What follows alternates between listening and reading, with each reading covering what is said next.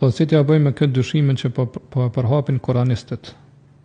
Ata pretendojnë se hadithet nuk janë ruajtur dhe janë manipuluar nga njerëzit, duke i refuzuar ato pothuajse plotësisht. Si të i kundërpërgjigjemi që suneti është i ruajtur dhe si mund të mbrohemi nga ky keq informim? Koranistët spari nuk janë të këtillë, nuk bën mi quajtur koranist. Sa ai që është koranist patjetër ka pranuar dhe hadithën e pejgamberit sallallahu alajhi wasallam. Ata i thonë vetës koranist i start Koranit, mirë po i stari i vërtet i Koranit, patjetër ka me pranu edhe hadithën e pejgamberit sallallahu alajhi wasallam. Nga se Allah na ka urdhëruar Koran me pranu hadithën e pejgamberit. Wa ma atakum ar-rasulu fakhudhu wa ma nahakum anhu fantahu. Atë që ja pejgamberi ju merrni. Pa që ju ndalon për soi ndaloni. Pra vetë Allah po flet për hadithën e pejgamberit sallallahu alajhi wasallam. Po, nga se që dim për nësëm nuk ka folë veç me Koran, ka folë edhe me hadithë. Po, dhe këto e pranojnë edhe të koranistë, që për nësëm ka folë edhe me hadithë. Që Allah për ta që ja pejgamberi së më pranone, të saj që ju ndalon largoni besoj. Dhe ashtu ka thonë ma janë tiku anil hawa, për nësëm nuk folë për tekave, për dëshirave të veta. In hua illa wahyu yuha, gjithë gjë që folë për nësëm është shpallje, pra gjithë gjë që folë për çështjet e fesë. Është shpallje që i shpallet prej Allahut. Dhe hadithe tjera të shumë të thot, wa in tuti'uhu tahtadu, nëse i bidheni pejgamberit të udhëzoheni. Wa ma yuti'u ar-rasul faqad ata'a Allah. Kurdo që i bindet të dërguarit ju ka bind Allahut. Po i bindet të dërguarit sallallahu alajhi wasallam çdo gjë që ai ka urdhëruar. Dhe siç thamë profeti nuk ka urdhëruar vetëm me Kur'an, ka urdhëruar edhe me hadithe. Kështu që ata janë gënjeshtar në pretendimet e tyre. Pra ata pretendimet e tyre janë të rrejshme, kur thonë që ne pranojmë vetëm Kur'anin dhe jo hadithin. Realisht nuk pranojnë as Kur'anin. Për këtë arsye pra dietar thonë, kurdo që e mohon hadithin kështu tërësisht, ai është jo besimtar. Edhe koranistët janë të këtillë. Për arsye se vetë Kur'ani turnon ty që me pranu hadithet edhe me punu me to. Pastaj për koranistët pra ky dyshim mundet me ju ly ose me ju ngjit dikujt që nuk ka dije rreth fesë Allahut apo rreth Kuranit, rreth haditheve të pejgamberit. Mirë, po ai që ka dije është e pamundur që me pranu ose me mbjell këtë dyshim në zemrën e tij. Për arsye se Allah subhanahu wa taala ka thonë faleni namazin. Mirë, po kur Kurani nuk ka treguar se si me fal namazin. Kjo është e sqaruar në hadithet e pejgamberit. Prandaj ne i pyesim Kur'anin se çysh faleni.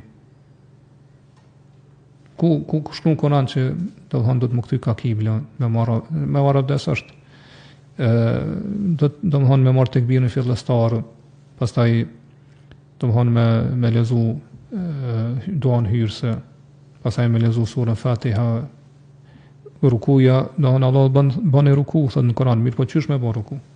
Kur'an nuk sqarohet rukuja, po detajet e saj, çysh me bën ruku, ku më vendos durët, çysh me drejtu shpinën, bëni sejdë, çysh do të thonë sejdë, çysh do të thonë si bëhet sejdë. A bëhet sejdë më shtreke në bark, qysh shohim të disa prej historive të librit që bojnë këtë sejdë, apo ka formë caktuar, detaje, shpjegime. Këto janë sqaruar në hadithin e pejgamberit. Qysh me përfundu namazin, nuk ka në Kur'an. Për këtë arsye, pra, ai që e mohon hadithin, realisht ta janë njerëz dashakeq, edhe janë njerëz intrigrues, po qëllimi i tyre është me zhvlerësu vetë Islamin. Ka se nuk ka Islam pa sunet, nuk ka Islam pa hadithe. Çish ka thonë edhe dietarët e mëhershëm selif. Kurdo që mohon sunetin, realisht dëshiron me shkatërru Islamin, tonë me zhvlerësu Islamin.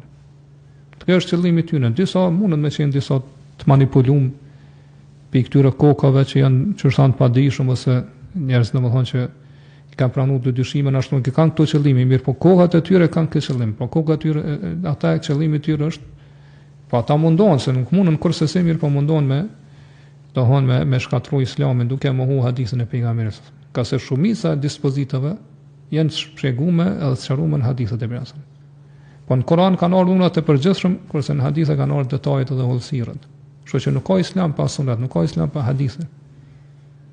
Dhe Allah subhanahu wa taala kur ka thonë që inna nahnu nazzalna dhikra wa inna lahu lahafizun. Vërtet ne kemi zbrit këshillën, po Kur'anin, dhe vërtet ne do ta ruajmë.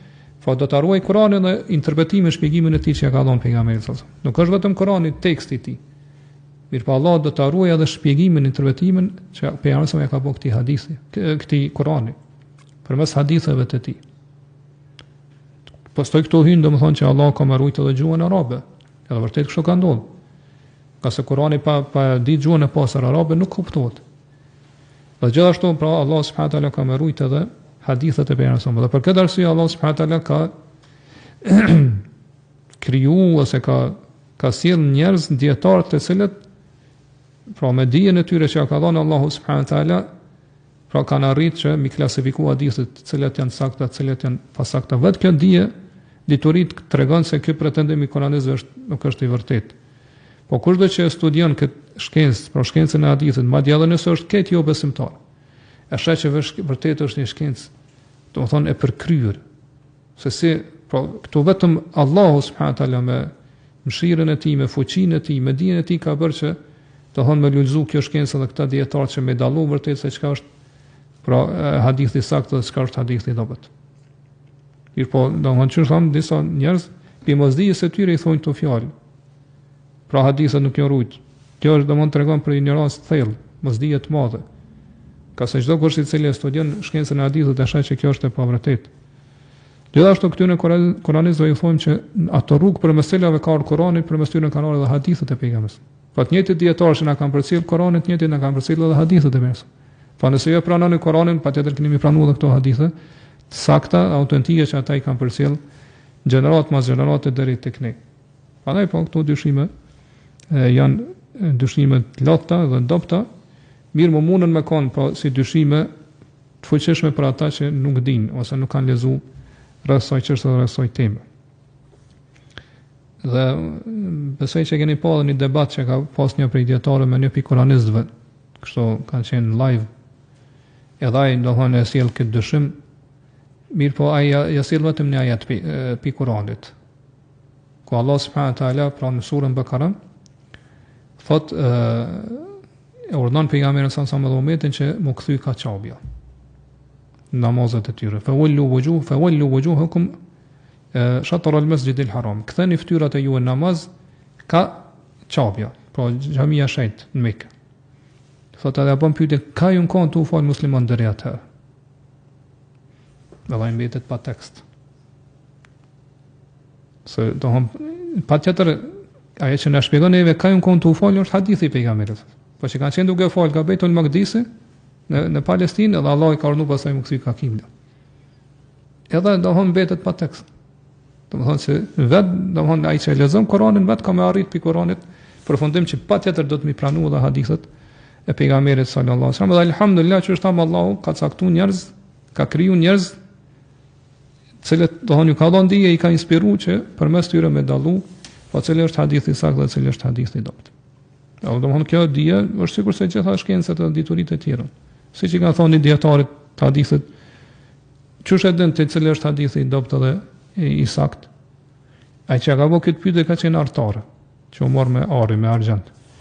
Ka thonë çush e din te kur të vjen ari cili është fallës dhe cili është origjinal, thotë se të shoh e di. Thotë unë se të shoh hadithin e di cili është i saktë dhe cili është i dobët. Po aq shumë me kanë perfeksionuar këtë dije, pra kanë punuar shumë, saqë vetëm se e kanë lexuar hadithin, ziçinin e hadithit kanë thënë është i saktë apo i dobët. Mirë po ç'është ata që flasin për këtë temë janë ose ignorant, të thellë, domethënë që kanë mosdije të mëdha, ose janë njerëz të cilët kanë domethënë qëllime të këqija për me manipulu masat ose në këtë rast për mundohen pra me dëmtu Islamin prej brenda, duke parashit si musliman realisht, po qëllimi i tyre është me shkatërru Islamin, edhe pse alhamdulillah, po Islami s'mundet me shkatërru askush. Allah ka garantuar rujtjen e tij deri në ditën e Kiametit.